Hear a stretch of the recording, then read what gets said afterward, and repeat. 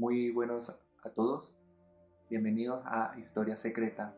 En este canal vamos a hablar acerca de la historia de Venezuela que no ha sido contada, sino que ha pasado desapercibida o ha sido escondida por aquellos que han escrito nuestros libros de historia, ya sea por conveniencia o ya sea por el intento de mantener a la sociedad distraída.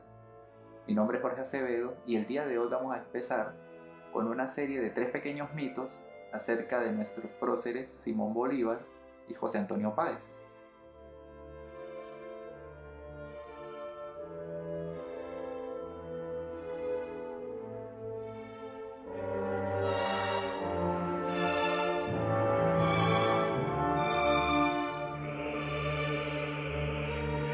El primer mito que vamos a trabajar el día de hoy es Simón Bolívar murió pobre. En realidad esto no es así. Este mito parte de la idea que los políticos intentan desarrollar del Libertador para hacer un lazo de comunión con la gente civil que habita Venezuela. Esto en realidad sucede partiendo de la premisa de que Simón Bolívar murió en cama prestada, con ropa prestada, en tierra extranjera. En realidad Simón Bolívar murió adinerado. Él, a pesar de que no terminó su existencia con la misma cantidad de dinero con la que empezó la gesta independentista, fue una persona oligarca, como lo cuentan los políticos, hasta el final de sus días.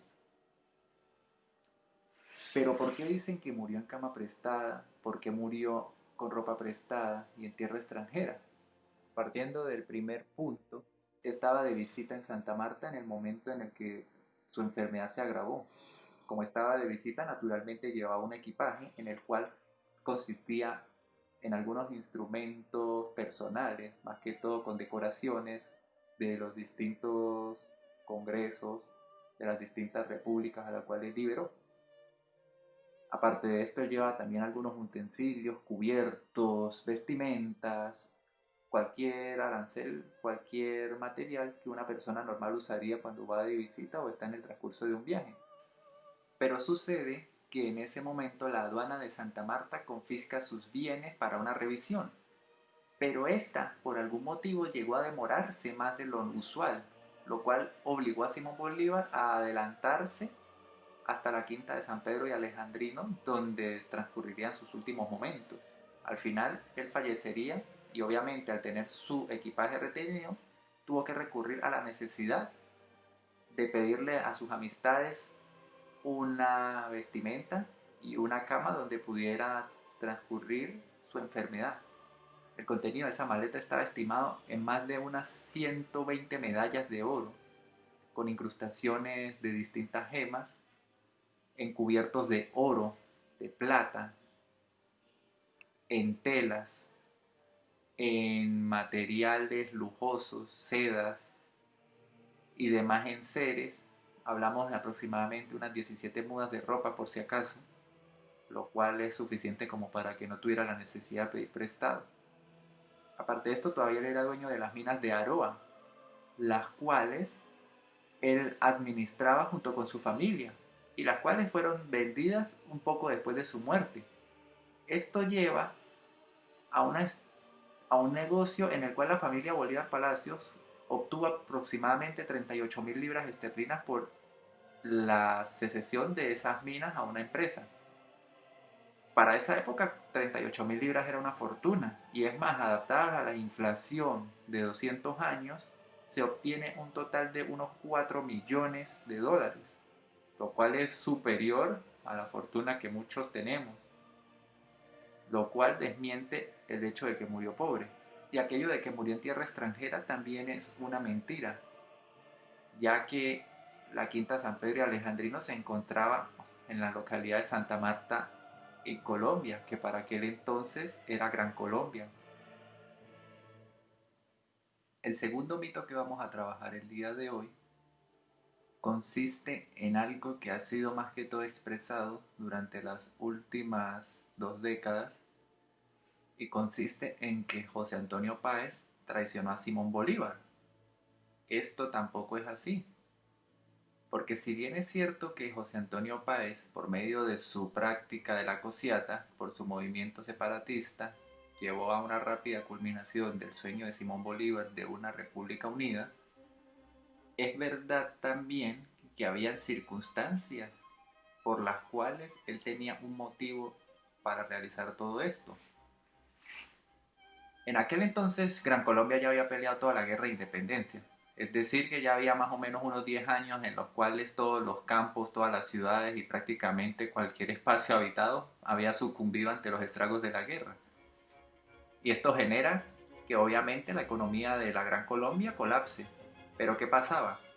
Dado que la capital quedaba en Bogotá, o sea, quedaba centrada en el mapa lo más aproximado posible al centro geográfico de Gran Colombia, esto generaba cierta marginación de las dos provincias que estaban hacia los extremos, es decir, de Venezuela, del Istmo o actual Panamá y de Ecuador.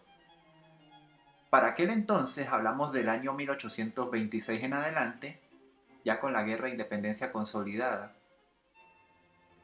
y con Bolívar peleando sus campañas del sur, ya prácticamente más bien culminando las campañas del sur, Venezuela había quedado arrasada tanto en habitantes como en producción económica y como en desarrollo social. Aparte de eso, gran parte de la élite española obviamente había abandonado la Capitanía General, que ya para ese entonces no existía como tal, sino que ya era una república independiente, haciendo que la economía colapsara aún más, porque no había ni siquiera productores, así como tampoco había capital o empresarios que desarrollaran la agricultura o la ganadería, que era el principal sustento de aquel entonces. Esto genera cierta presión económica que hoy en día podríamos traducir como escasez, hambrunas, inflación. Todo esto se fue acumulando a lo largo de esos años y obviamente empezó a generar cierto malestar en la sociedad venezolana. No es un suceso nuevo y no hemos aprendido de la historia al parecer. Esto hace que se empiecen a notar los malestares en la sociedad civil. Y como José Antonio Páez era el encargado de aquel entonces de la provincia de Venezuela, él empieza a notar este roce entre la sociedad contra Bogotá y él sencillamente decide acatar el mandato de esta sociedad. Ellos deseaban no ser sometidos a la autoridad de Bogotá, que prácticamente era que todo lo que se produjera en Venezuela, que todo lo que fuera de algún modo útil, se trasladara a Bogotá para prestarse ante las demandas de Santander y de Simón Bolívar. Esto, por supuesto, lo observamos no solo en ese momento, sino a lo largo de la historia, y genera que José Antonio Páez tome la decisión de separar a Venezuela de la Gran Colombia. Al principio no tiene ningún éxito, ya que los ideales y los que estaban los políticos a favor de Simón Bolívar, obviamente todavía tenían cierto aprecio y respaldo hacia el Libertador. Pero una vez que transcurre la muerte de él en 1830, rápidamente se generan las secesiones que originarían a la República de Venezuela y a la República de Quito, que más adelante se denominaría Ecuador. Es por eso que obviamente arreglando los hechos y alterándolos, se dio una imagen negativa de José Antonio Páez como aquel que destruyó las ideas de Bolívar, cuando en cambio eran las ideas de Bolívar las que estaban destruyendo a Venezuela, porque su intento de integrar a toda América Latina bajo una sola nación consumaba y desgastaba las capacidades que para aquel entonces nuestra nación era capaz de ofrecer. Entonces es por eso que podemos decir que José Antonio Páez no traicionó a Bolívar, no traicionó la idea independentista, al contrario, fue un hombre valiente que prácticamente no tenía nada que perder y arriesgó su vida en las más duras batallas que destinaron el futuro de nuestra nación. Es un hombre de respeto, al igual que el Libertador. Sencillamente fue un hecho casual que sus ideas no coincidieran y que sus perspectivas y sus apoyos hacia los diferentes grupos sociales dentro de la Gran Colombia, en este caso Bolívar a toda la sociedad en general, José Antonio Páez para beneficiar a Venezuela, hizo que hubiera roce entre ellos, pero en definitiva no fue un traidor. Fue un hombre que pensó primeramente en Venezuela y que durante todo su trayecto fue un símbolo de unión y un símbolo de estabilidad en nuestra naciente república. El tercer mito que vamos a tratar consiste en que Simón Bolívar es un personaje sobrevalorado en Venezuela. Esto se debe a que nosotros los venezolanos generalmente tomamos a Simón Bolívar como un superhombre que dio todo, y por todo me refiero a su estatus económico, a su estatus social, a su comodidad, en beneficio de Venezuela, en beneficio de sacar a un grupo que sencillamente no nos representaba para colocar la nación en manos y en destinos de quienes en ella residían, en ella nacían y en ella hacían su vida. Pero esta imagen está limitada prácticamente a los países que integraron Gran Colombia, a Venezuela, a Ecuador y a Colombia. Pero en las campañas del sur, la imagen de Bolívar para los habitantes de aquellas partes que actualmente conforman Perú y Bolivia son un poco distintas. Pues tenemos que en Bolivia a Bolívar lo aman, pues su existencia como nación se debe a un decreto de él, pero este decreto generó el odio o el resentimiento de parte de la sociedad peruana. No lo hablemos como un resentimiento, sino como una acción que fue producto de una decisión de él. Pues para aquel entonces, gran parte de la independencia de Perú había sido llevada a cabo por José de San Martín, un prócer de procedencia argentina. Sin embargo, a medida que se transcurrió la independencia de Perú, las campañas de Martí resultaron cada vez menos efectivas y resultó necesario solicitar ayuda a Gran Colombia. De ese modo, los españoles se verían complicados al tener dos frentes, uno en el norte y uno en el sur. Pero Simón Bolívar se extralimitó, porque aparte de ofrecer su ayuda militar, comenzó a gobernar y a decretar en Perú como si estuviera administrando la propia Gran Colombia. Esto, por supuesto, no estaba planeado por los peruanos y suponía una extralimitación de los favores o de las concesiones que ellos habían ofrecido a Bolívar a cambio de su ayuda en la lucha independentista. Por supuesto, Simón Bolívar, al notar el descontento en la sociedad peruana de aquel entonces, decidió tomar cartas en el asunto y dividió lo que en aquel entonces era el Alto Perú para conformar un nuevo estado que fuera fiel a sus ideas, y generó la que era en aquel entonces la República de Bolívar, que más adelante cambiaría su nombre a Bolivia. Esto generó aún mayor descontento en Perú. Sin embargo, en aquel entonces Bolívar asignó al mariscal Sucre para que él fuera el que administrara el destino de Perú, ya que los peruanos tenían cierto afecto hacia la figura de Sucre. Pero la creación del decreto dictatorial de Bolívar y otras extralimitaciones en los poderes constitucionales de la naciente República de Perú fue la gota que derramó el vaso.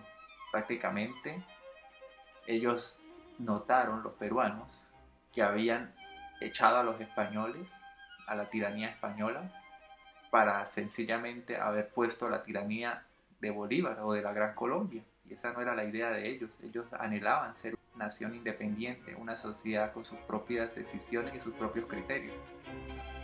Tristemente, esos acontecimientos erosionaron los lazos diplomáticos, generaron la expulsión de las tropas de Gran Colombia de Perú.